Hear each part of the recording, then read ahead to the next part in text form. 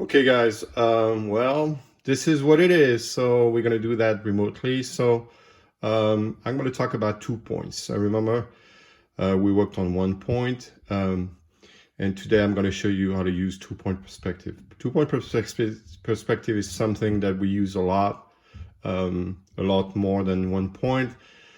It's used in drawing, storyboarding, comic books, illustrations.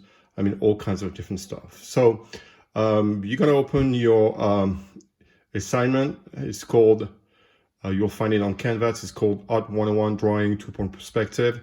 And like always, we're going to start with exercises, and then you will have the graded assignments. So first, if you go on top, you'll see we have, don't worry about the drawings around it. We're going to start with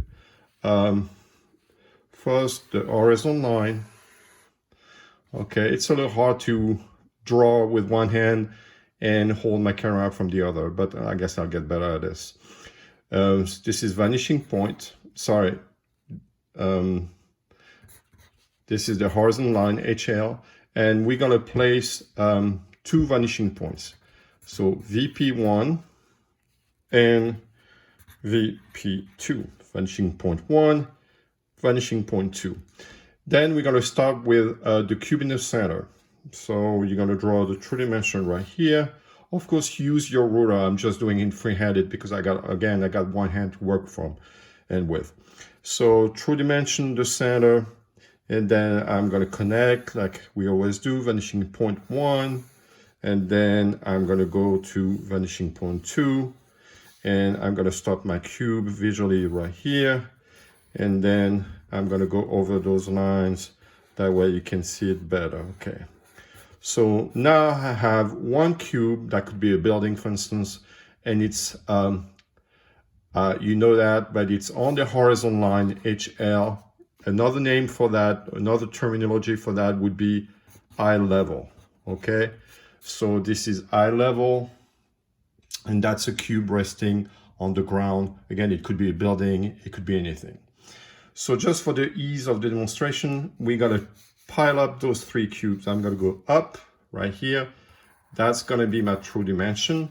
And again, I'm going to connect my point here through vanishing point number 1. Here, vanishing point number 1. And then on the other side, I'm going vanishing point 2 and 2, okay?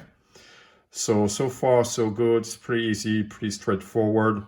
I'm going to keep the same dimension on the side as well. That way it's a lot easier for you. So I'm going to take that up. I'm going to finish that side here.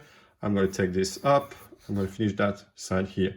Now it gets a little trickier, simply because that, obviously I have 2 faces right here. I have 1 and 2, and I need a bottom. So to do the bottom, I'm going to take this angle on the left, and I'm going to connect to the right with the vanishing point number 2. So here we go. It's going like this, and this is going to be reversed as well. What's on the right going to go to the left, vanishing point 1. Okay, so now I'm going to have this. So I have 1, 2, 3. I can see the bottom right here. Okay, 1, 2, 3. I can see the bottom versus 1, 2, where it's on the horizontal line. Okay. Now the last one is going to be below eye level. So this is on eye level, this is above eye level, and the third one is going to be, again, I got to go through my camera, so it's not the most practical thing, but I'm going to do the same thing, connecting corner to the vanishing point. So what's on the left, what's on the right. And then I'm going to finish the same way. I'm going to pile these dimensions. And here it's a little reverse. So what's on the right, this point, is going to connect to vanishing point number 1. And what's there is going to connect to vanishing point number 2. Okay? So now I have 1, 2, and 3. I have 2 faces and then the top. Okay? So basically this can be used for anything. This one could be, like I said, a cityscape, could be a building. The one on the top could be used, like for instance, if you do a storyboarding scene, you know, of Star Wars, can be kind of a flying object, can be a ship, a flying ship, a plane, or anything that would be in the air. And this is seeing above. So if your character is, for instance, standing on something higher than that building or that cube, you can see the top. So this is fairly simple, but that's something that you want to practice and you want to know because you're going to use that later. Okay. So now we're going to go, that was exercise number 1. We're going to go to number 2. So it will be a little easier for you because you don't have to hold the camera and you can work with 2 hands. That would be great if my computer wouldn't shut down every second. That way I can look at what I'm supposed to draw. So the second one is actually a small practice for what you're going to use for the final assignment, which is creating your own downtown. It can be a city. I mean, I'll give you a PowerPoint for that, a bunch of example. You can go crazy as long as you use 2 points. It'll be fun. So same thing. I'm going to go and have, first thing, there's something underneath, I guess, my horizontal line. And I'm going to have 2 points, VP1 and VP2, vanishing point 1, vanishing point 2. It's good to be able to label them at first. That way, when you get used to it, you don't have to do it anymore. And in the center, I got my true dimension. I'm going to connect that right here. Again, I'm looking through my camera lens, so it's very difficult to be able to judge it. Maybe I should get something to hold my camera with, but you know, it's all fairly new for me. So, and then I'm going to start that building. So I got a first building here. Of course, use your ruler. I'm using freehand and holding my camera the other. So that would be your first building. The same thing, remember when we did windows in the first 1-point exercise, the same thing. So the top, the bottom, and then you can stop there, and that would be windows. You can practice on the other side. You can do a door, and then we line up 2 buildings. So this one seems to be shorter on the example, and you want to start it away right here, for instance, and then you can connect. So you're gonna have something like this, and then you can stop. Okay, so you have 2 buildings here, and here there's a little gap, and that could be a street, obviously a street. So you want to make sure that you understand how to do this little gap. Okay, and that's the same thing on the other side. So I'm going to start with my 2 dimension here. I'm going to connect, and I'm going to go to the other point. And that's going to be the other building on the other side. And again, here I've got a little gap. Okay, so obviously your work will be neater than mine because I'm working with one hand looking through my cell phone, so it's not the best, but I guess I'll get better with this. Okay, so 2 points, practicing. You can add some windows, some doors, and things like that. Okay, now the last exercise might be I'm going to remove this little stuff underneath. Might be the hardest one. So I'm going to take my time with this. I got my finger in the way. That's not. So let's see. Here we go. So that way I can look at what I'm supposed to draw. So here you're going to start again with horizontal line and 1 point, vanishing point 1. And then vanishing point 2, okay?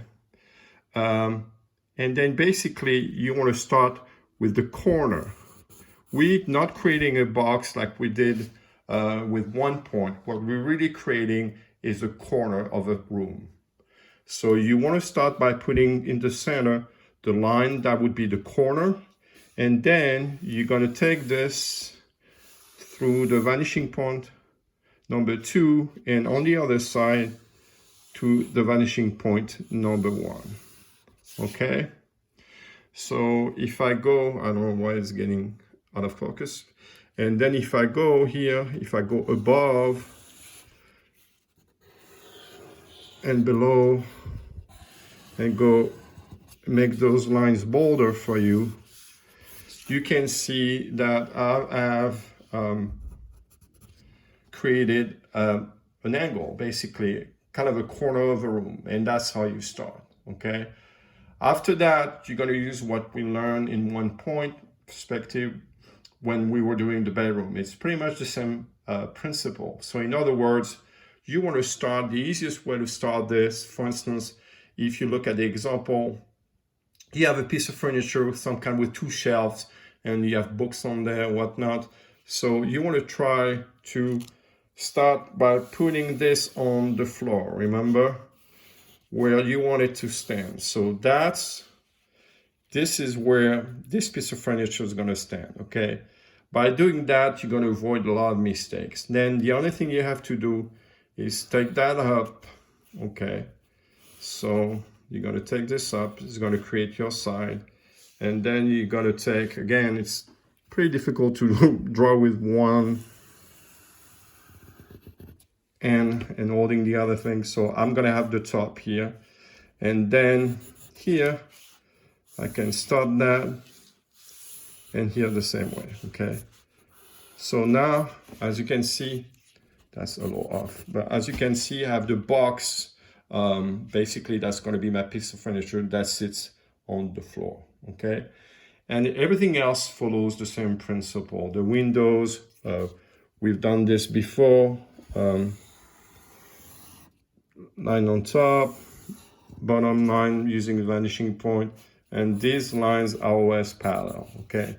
So these receding lines are going through vanishing point, and everything else is parallel.